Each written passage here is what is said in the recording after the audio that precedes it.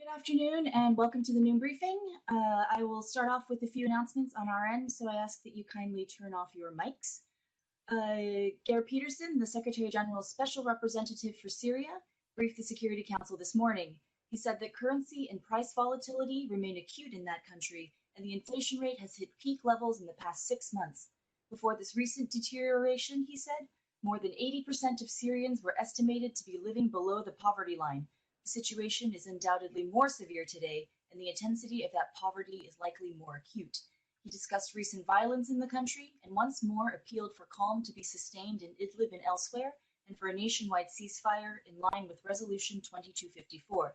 Mr. Pedersen said that he is ready to convene and facilitate a third session of the Syrian-led and Syrian-owned Constitutional Committee. Conscious that global travel restrictions remain in place, he is hopeful that a session in Geneva may be possible towards the end of August. Also on Syria, our colleagues at the UN Refugee Agency today warned that the economic downturn prompted by the COVID-19 pandemic has pushed hundreds of thousands of Syrian refugees in the Middle East into an ever more desperate situation and has increased their humanitarian needs. UNHCR says that the number of vulnerable refugees who lack the basic resources to survive in exile has dramatically surged as a result of the public health emergency. The refugee hosting communities in countries in Syria's neighborhood experience similar hardships. Since the start of the pandemic, UNHCR has provided emergency cash support to nearly 200,000 additional refugees in Egypt, Iraq, Jordan, Lebanon, and Turkey, who previously did not receive financial aid, along with other efforts to mitigate the impact of the pandemic. The 5 countries alone host more than 5.5 million Syrians, the biggest refugee group in the world. The agency is attempting to support at least 100,000 more refugees with one-off payments. On Yemen, we remain extremely concerned by shortfalls in funding for the world's largest humanitarian crisis. As you know, Yemen is now also being ravaged by COVID-19. The situation in Yemen has never been so dangerous, and now is not the time to reduce international support. On June 2nd, donors pledged $1.35 billion for humanitarian assistance. That's about half of what we received last year. Most of that money remains unpaid several weeks after the conference. This is having an immediate impact on the response, including efforts to contain COVID-19, which is spreading rapidly. Already, incentive payments for 10,000 health workers on the front lines of the pandemic response have stopped. The world is telling these workers, most of whom have little to no protective equipment, to risk their lives for free. By the end of June, humanitarian organizations will be forced to cut services that provide clean water to nearly 6 million people, nearly half of them children. Many other programs also remain at risk, including healthcare, nutrition services, and more. We call on all donors to disperse their pledges immediately and to consider increasing their support. The UN has put forward a clear plan to cover operations through the end of the year. Also on Yemen, the Office of the Special Envoy has concluded a virtual 2-day meeting with Yemeni women peace actors to increase women's meaningful participation and gender inclusion in the peace process. On the first day, participants were briefed on the political process and explored global perspectives of gender-inclusive ceasefires. On the second day, they had a discussion with the Special Envoy, Martin Griffiths, on the role of women in driving the peace process. The Office of the Special Envoy for Yemen plans to convene additional consultations with an array of Yemeni women on topics of relevance to the peace process, ranging from power sharing in state institutions to local governance and security arrangements. Meanwhile, UNHCR and the World Food Programme, or WFP, are joining forces in Libya in a project that will aim to reach up to 10,000 food-insecure refugees and asylum seekers with emergency food aid this year. The partnership was launched in recognition of the severe socioeconomic impacts of the COVID-19 pandemic in Libya, as well as the effects of the ongoing conflict. Nutritious food supports a healthy immune system, which is even more critical in challenging times of a global pandemic. A quick needs assessment conducted by WFP between the 30th of May and the 3rd of June found that, on average, 1 out of 2 respondents had poor or borderline poor food consumption. In the past 30 days, 77% of respondents could not access supermarkets, and 70% had no money to buy food. First distribution of food assistance began yesterday at UNHCR's registration center in Sarraj, Tripoli. Some 2,000 refugees and asylum seekers will be reached in this pilot phase. And on Somalia, the UN and our partners today welcome the dialogue between President Mohamed Abdullahi Mohamed Farmajo and President Muse Bihi Abdi, hosted by President Ismail Omar Guelleh of Djibouti and attended by Ethiopian Prime Minister Abiy Ahmed Ali. In a joint statement, we and our partners commend the regional support and engagement that led to these talks. We welcome the commitment of the two leaders to continue the dialogue, and this full statement is available online. And in a statement we issued yesterday afternoon, the Secretary General strongly condemned the terrorist attacks in Monguno and Nganzai local government areas in Borno State, which took place on the 13th of June and killed dozens of civilians, injured several others, and damaged a major humanitarian facility. And this was in Nigeria. The Secretary General conveyed his condolences to the families of the victims, the people, and the government of Nigeria. He wishes a speedy recovery to those injured. He reiterated the need to protect civilians and humanitarian personnel, assets, and facilities at all times in accordance with international humanitarian law. The Secretary General further reaffirmed the United Nations' continued solidarity with the government and people of the Federal Republic of Nigeria in their efforts to fight terrorism and violent extremism.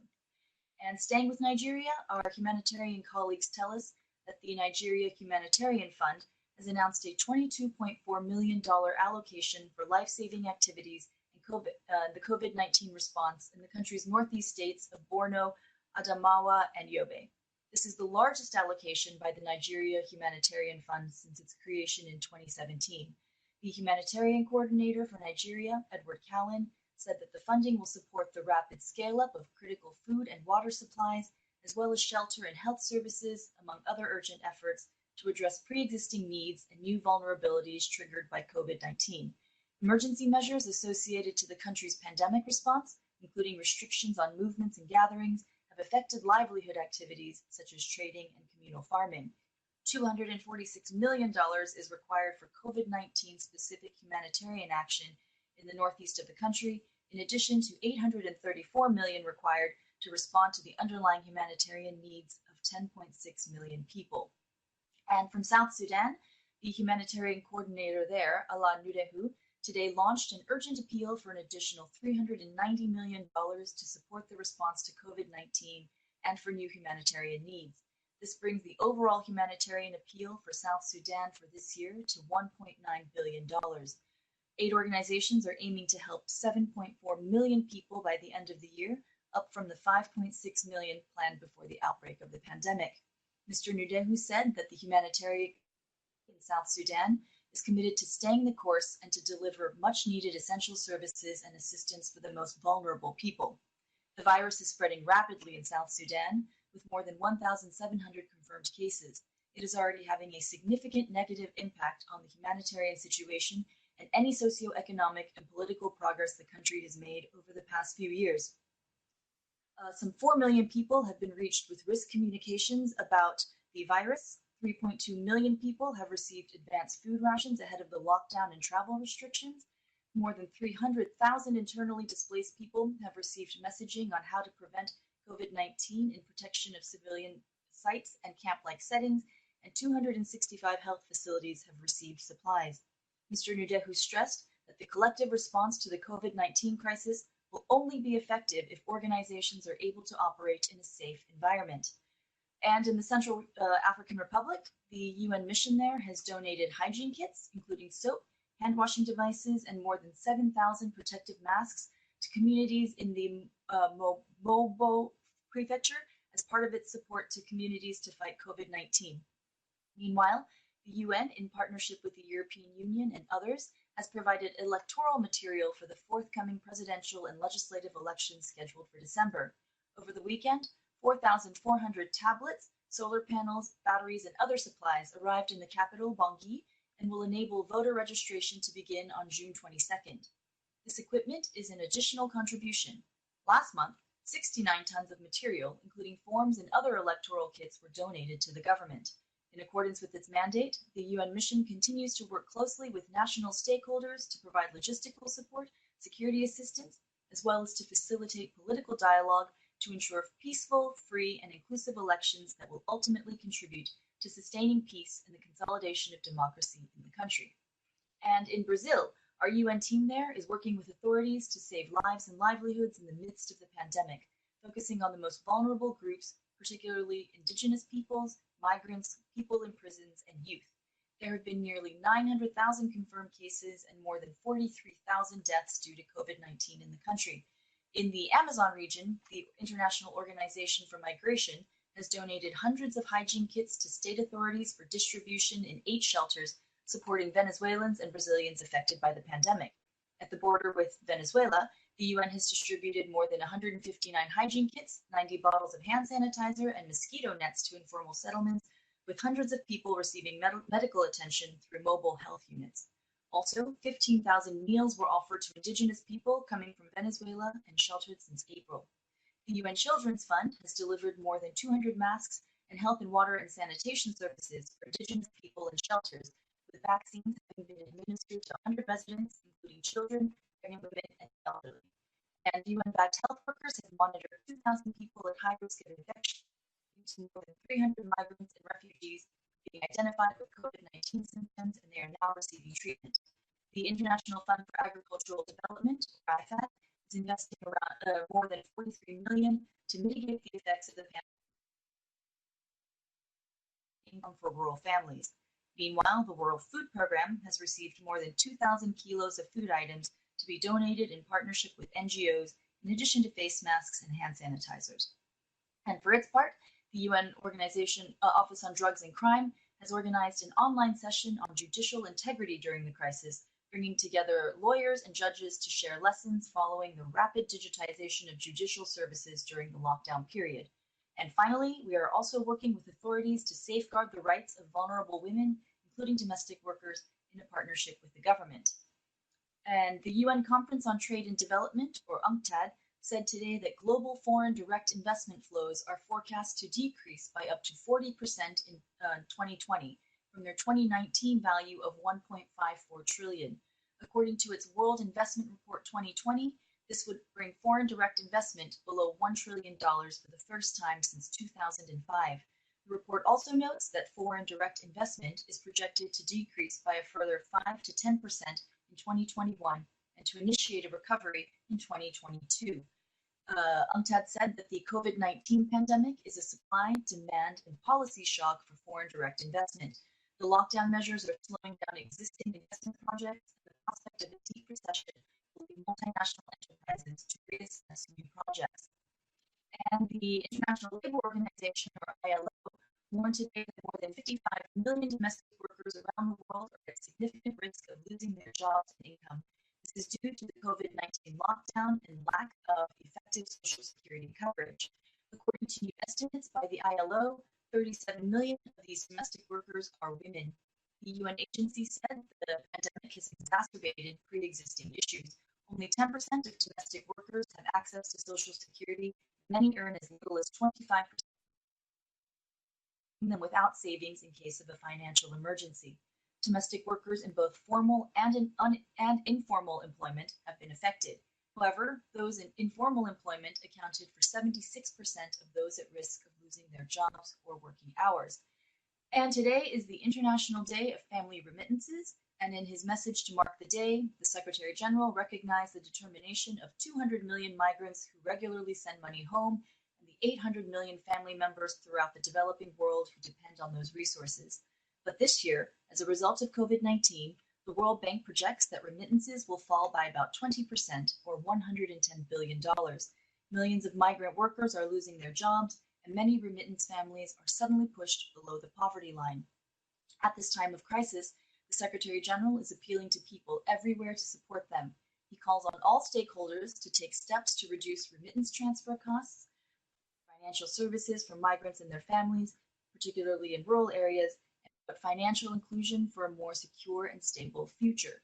And tomorrow, immediately after our briefing, Rima Baza, the spokesperson for the President of the General Assembly, will be here to speak to you. That's it for me, and I'm happy to take your questions. This is my first time briefing over this WebEx platform, so I apologize in advance. I'm looking at the chat box. Please turn your video and your mics on if you have a question, and that's it for me. So I see that Jean has a question. Thank you very much, Jerry. Sorry, my video doesn't work, but can you hear me? I can hear you. How are you? Okay, thank you. I just have a question about Syria. Today we had a Security Council meeting, and I know the meeting was about political track, but the special envoy didn't mention the dire humanitarian situation due to lack of humanitarian access in northeast Syria. First, do you have any new updates about the situation there that last week I asked Stefan for? And the second thing is why this special envoy didn't focus on the especially dire situation in northern Syria due to the lack of humanitarian access? Thanks. Thank you for your question, Majid. Of course, Mr. Pedersen is extremely concerned about the dire humanitarian situation throughout the country. But as you said, his briefing to the council today did focus on the political track. We will check with our humanitarian colleagues and try to get you an update as soon as we can on the humanitarian situation there. Thank you. Anybody else have a question? I have a question. I cannot raise my hand on the. I see you. I see you, Sylvia. How are you? Yeah, fine, and you. Thank you for the briefing. I have several questions. One of them is on Syria, the Caesar Act. Did you have anything to add about the Caesar Act that will affect Lebanon, Syria, Russia, and Iran? First question. What is your other question, Wal? I have you. Is why you don't highlight the UN denies report of withdrawal from Lebanon, UN withdrawal from Lebanon staff. I'll leave you waiting.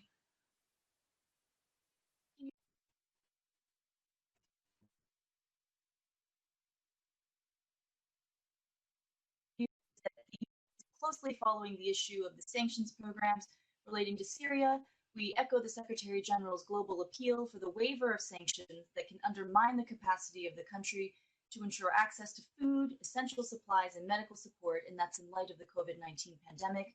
But as to sanctions relating to Syria, we note the public assurances made by relevant states that their sanctions programs do not affect humanitarian supplies nor target medicines, and welcome their commitment to fully apply humanitarian exemptions. This is not my question. This is not my question. My question is on the Caesar Act.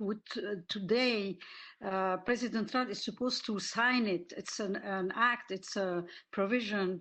It is that include a lot of government accountability, like Syria economy, so penalize private company and government to do business with Syria, including Russia, Iran, and Lebanon.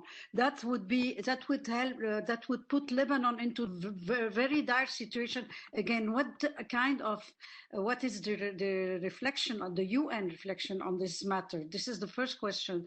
The second question is there are speculative stories referring to possible UN withdrawal from Lebanon in some media outlet. Why there has been denied, but why you don't send us from New York some information about it? Thank you very much. On your first question, thanks for the clarification. We'll look more into anything that's signed by the U.S. and we'll get back to you on that. As you said, this is speculation. On your second question, we have not heard anything about any withdrawal from Lebanon, and we don't to every rumor that we hear. But as far as we know, we have no plans to withdraw from Lebanon at this time. But just to let you know, if you're not aware, there is a denial, an official denial report from Lebanon, but you didn't waive it. It's a UN denies report of withdrawal. It comes from the UNSCO, but you didn't highlight it here in New York. This is important because we are going from speculation to speculation, fake news, and it's bad for it's bad for the international institutions also. Yes, and exactly as you said, it's fake news, and we stand by what our on-school colleagues say. Thank you. Do we have any other questions? Iri, I have a question. I have a question. Yes. Sorry, was that Yoshita? Yes. Hi, Iri. Yoshita, how are you? I'm good. Good to see you. Hope you're doing well. You too. Iri, disturbing news is coming from India, where at least 20 Indian Army personnel have been killed in a violent clash at the India-China border. I mean, the tensions were there escalating over the past few days, but in a violent clash on Monday night in the Galwan Valley in eastern Ladakh.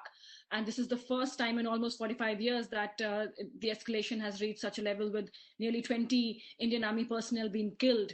So has the SG been following it? Does he have any comment on this? Enter the event panelist on these numeric tensions password, and on the fact followed that by the Indian Army pound. personnel have lost lives there? Yes, we are concerned about reports of violence and deaths at the line of actual control between India and China, and we urge both sides to exercise maximum restraint. We take positive note of reports that the two countries have engaged to de-escalate the situation. Okay. Thank you. Sorry, I heard another voice after Yoshita. This is Abdul Hamid. Hi, Abdul Hamid. Hi, how are you? Thank you, Iri. There is a letter signed today by 50 independent experts talking about the annexation by Israel of Palestinian land. Sorry, Abdul Hamid, I'm sorry, I can't hear you. I just heard 50 people signed a letter. Okay, we'll take that. Can you hear me now? I can hear you now, yes. Okay. There is a letter signed by 50 independent experts opposing the annexation of Palestinian land planned by Israel on July 1st. And they're calling that a violation of international law. Are you aware of this letter signed by the 50 independent experts? And what are your thoughts on what you see in this important development? Thank you for your question. We've seen reports of the letter, and I think, as we've been saying, we are still, of course, unfalteringly committed to achieving a negotiated two-state solution. The Secretary General has said on many occasions that he has warned of the danger of unilateral action. That's what we have to say on the letter.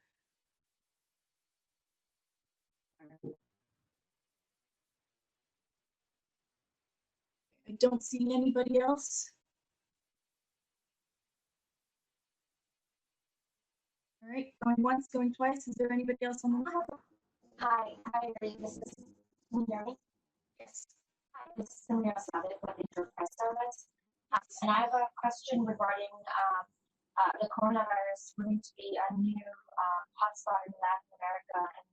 And at the briefing this morning by the World Food Program, they announced that between 50 and 70% of the workers are working in the informal sector.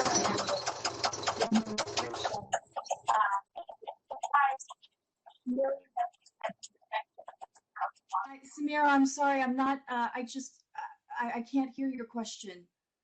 I'm sorry, can I type it in? Please do.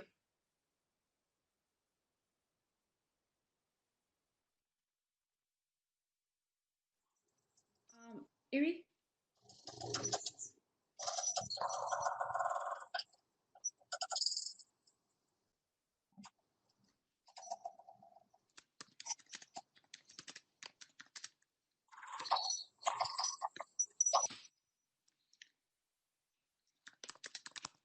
I think I can hear you. Wait a second. No, now I can't hear you. I'm sorry. I mean, I can hear you now. I can hear you now. Yeah, I just wanted to request if you could send the India-China response on email. I recorded just half of it, so if you can just email it. No Thank you. Thank you.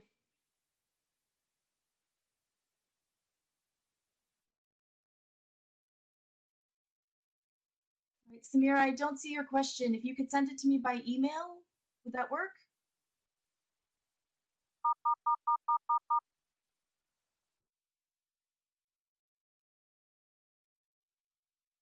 Okay, I believe I've lost This Samira. meeting is being recorded. Okay, thank you guys so much for your patience, and I'm sorry about the technical difficulties. We really appreciate your patience and everything. So have a good afternoon. All right, thanks so much.